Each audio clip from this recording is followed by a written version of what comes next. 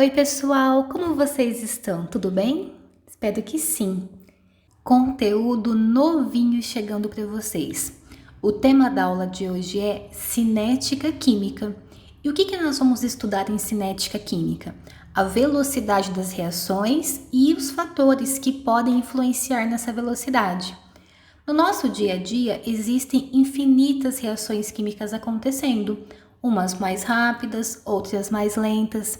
Então a ideia é que vocês entendam um pouquinho como se calcula essa velocidade e como um fator externo pode deixar uma reação mais rápida ou mais lenta.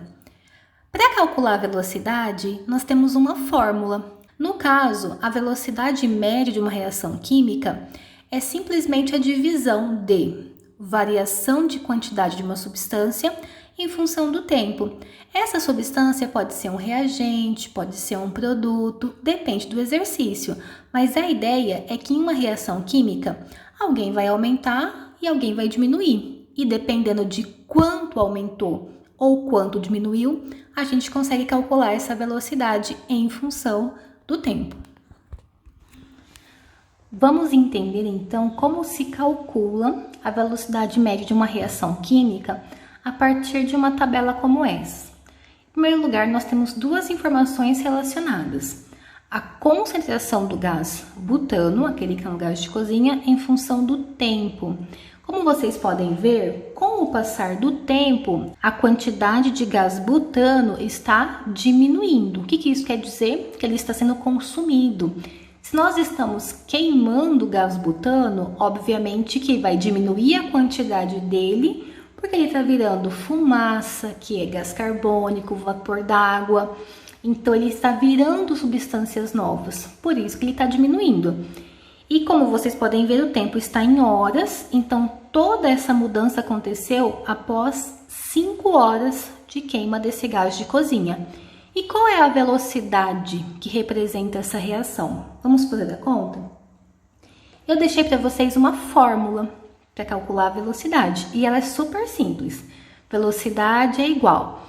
Nós vamos ver quanto variou a nossa substância, no caso o gás butano, e quanto tempo se passou.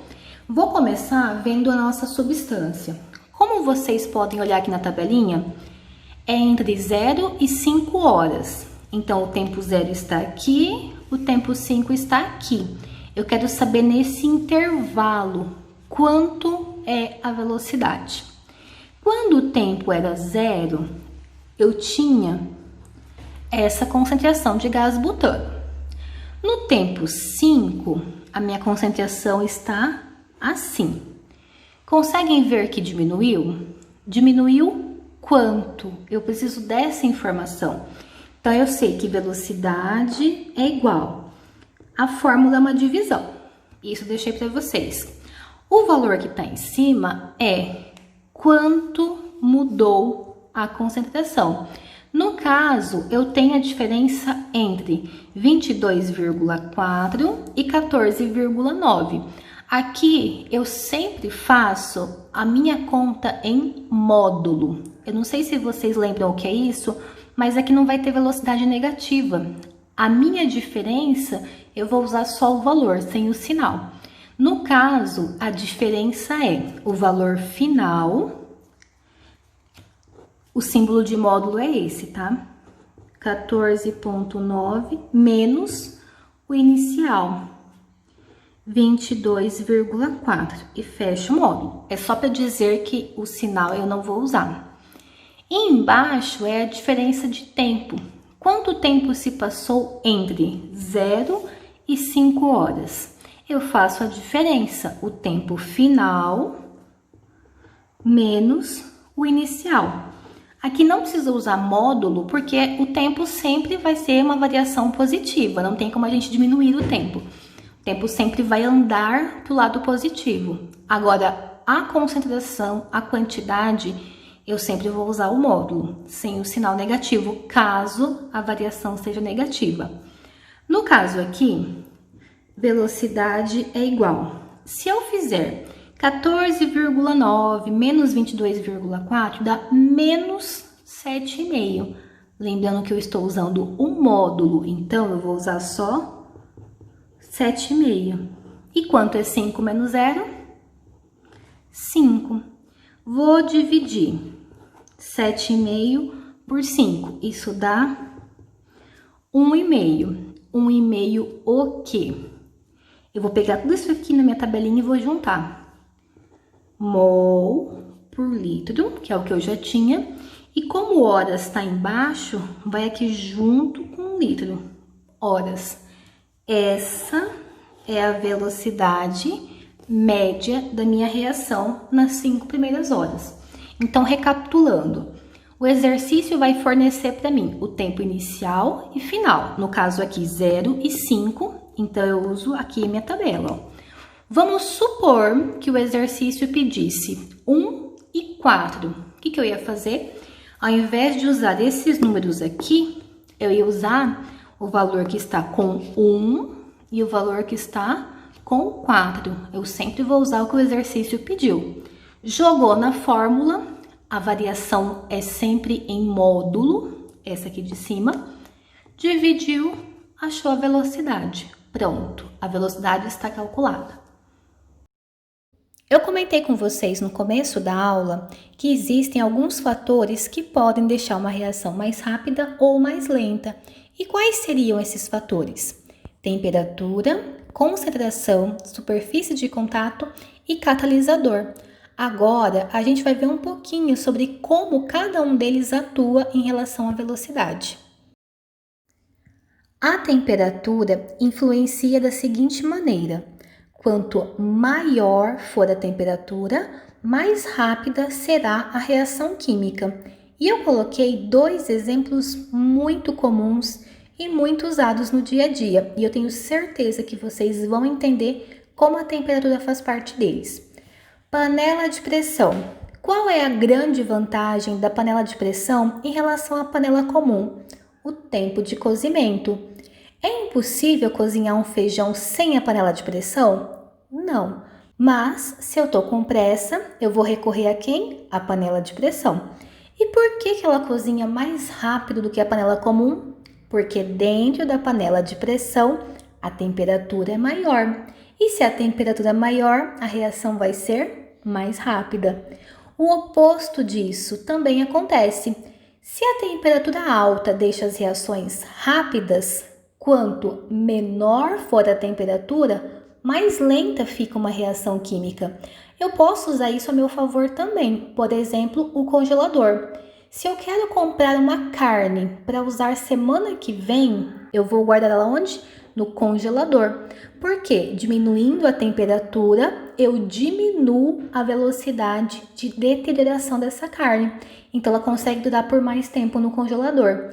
Resumindo, a temperatura influencia da seguinte maneira: temperatura alta, reação mais rápida. Temperatura baixa, reação mais lenta. Para falar sobre a concentração, primeiro a gente tem que lembrar o que significa isso. Concentração tem a ver com quantidade. Então, essa quantidade influencia na velocidade de uma reação. Quanto maior a concentração dos reagentes, mais rápida será a reação química. Para falar sobre isso, o exemplo mais fácil é o fogo. Eu separei 2 exemplos em relação a esse fogo que eu tenho certeza que vocês conhecem.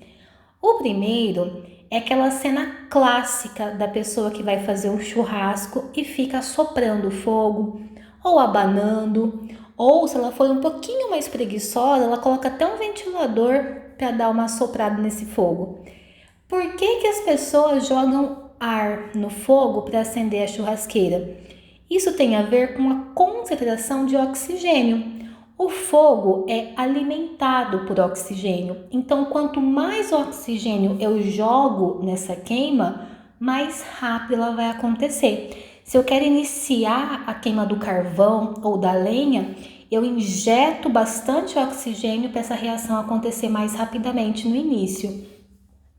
A mesma explicação tem a ver com as queimadas.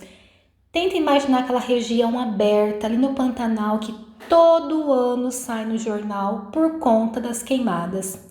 Por que o fogo se espalha tão rapidamente por lá? Quando venta, o fogo vai longe. É a mesma explicação da churrasqueira. Se está ventando, a concentração de oxigênio também vai ser alta e nisso o fogo vai se espalhar rapidamente. Eu não coloquei no slide, mas eu vou lembrar de um terceiro exemplo. Eu não sei se vocês conhecem alguma pessoa que já sofreu algum acidente doméstico e por acaso tenha se queimado, mas não queimadurinha, e sim aquelas queimaduras feias. Muita gente sai correndo enquanto está queimando e isso é muito prejudicial. Por quê? Se a pessoa corre, isso vai aumentar o vento em volta dela e, consequentemente, o fogo se espalha mais rapidamente. Então, nós temos que cuidar quando a concentração em relação ao fogo acontece no nosso corpo, porque isso é muito perigoso. Resumindo, a concentração influencia da seguinte maneira: aumentou a concentração, a reação fica mais rápida. Diminuiu a concentração, a reação fica mais lenta. Quando falamos em superfície de contato, uma coisa tem que ficar muito clara. Partículas pequenas têm superfície de contato grande. E partículas grandes têm superfície de contato pequenas. Então, quanto menores as partículas, maior é a superfície de contato e mais rapidamente a reação acontece. E o oposto também vale. Quanto maiores as partículas, menor será a superfície de contato e a reação vai demorar mais para acontecer. Exemplos importantes: mastigação. Tenho certeza que todos vocês já ouviram falar que é muito importante que a gente mastigue muito bem os alimentos antes de engolir. E qual é a justificativa? Alimentos bem mastigados vão chegar pequenos ao nosso estômago e a digestão vai acontecer de forma mais rápida e eficaz. Se nós não mastigarmos muito bem, o alimento vai chegar grande lá no nosso estômago, uma superfície de contato pequena e vai precisar de muito mais tempo para a digestão acontecer. Então tem a ver com o tamanho, superfície de contato. O cozimento é uma coisa muito comum também de nós relacionarmos com a superfície de contato. Vamos supor que eu queira cozinhar 1 kg de batatas. Eu tenho duas opções. Coloco as batatas inteiras para cozinhar ou pico as batatas em quadradinhos pequenos. Qual das formas cozinha a batata mais rapidamente? Em pedaços pequenos. Por quê? Se eu corto o meu reagente em partículas menores, a superfície de contato aumenta e a velocidade da reação aumenta junto. Então, resumindo, partículas pequenas, superfície de contato grande, a reação fica rápida. Partículas grandes, superfície de contato pequena, a reação demora mais para acontecer. E o catalisador? Na verdade, o catalisador, ele pode ser várias substâncias, ele não é uma única. E o que significa isso na prática? Uma reação química na presença de um catalisador fica mais rápida. Sem ele, a reação acontece também, mas demora um pouco mais. Então, eu coloquei ali 2 exemplos que eu tenho certeza que vocês também conhecem e vai ficar um pouquinho mais fácil de entender o que é esse catalisador. Provavelmente vocês já assistiram a algum vídeo onde uma pessoa misturava mentos, aquela balinha, em uma Coca-Cola. E aquilo liberava muita espuma. Então, o que isso tem a ver com catalisador? A Coca-Cola, como todos vocês sabem, tem bastante gás. Se eu deixar a garrafa aberta, sozinho esse gás vai escapar. Mas se eu coloco mentos, esse mentos tem substâncias catalisadoras que fazem o quê? Empurram esse gás para fora de uma vez, deixam esse processo mais rápido, por isso que visivelmente aquela espuma se forma. O catalisador que está no mentos acelera a saída do gás da Coca-Cola. Sem esse mentos, o gás vai sair, mas vai demorar muito mais. Então, o catalisador acelera esse processo.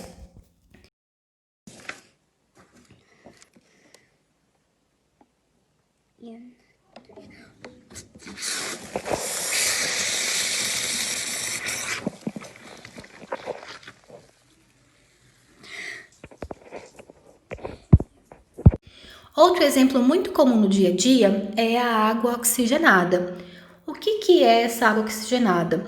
Nada mais é que H2O2. Ela tem um oxigênio a mais que a água comum. E nisso ela sofre um processo de decomposição. Ela se transforma em água e gás oxigênio.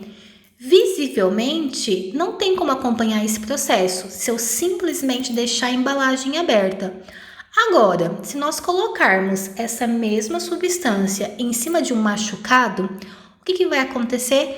Vão formar bolhas visíveis, porque nas nossas células existe uma enzima chamada catalase. Ela acelera o processo de decomposição da água oxigenada. Então, deixei a embalagem aberta, eu não enxergo o gás oxigênio saindo.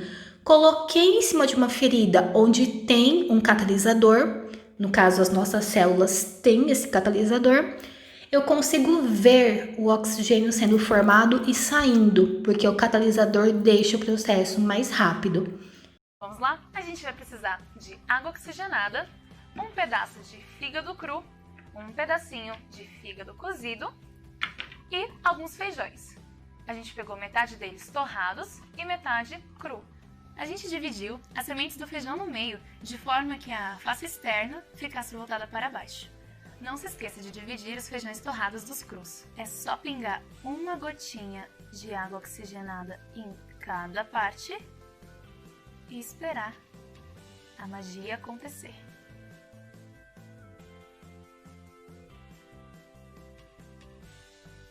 Você reparou que nos feijões crus apareceram uma espécie de espuma?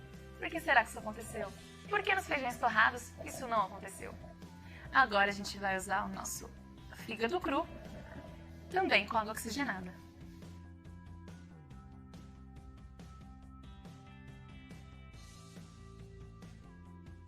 Com o nosso fígado cozido, é só fazer o mesmo procedimento.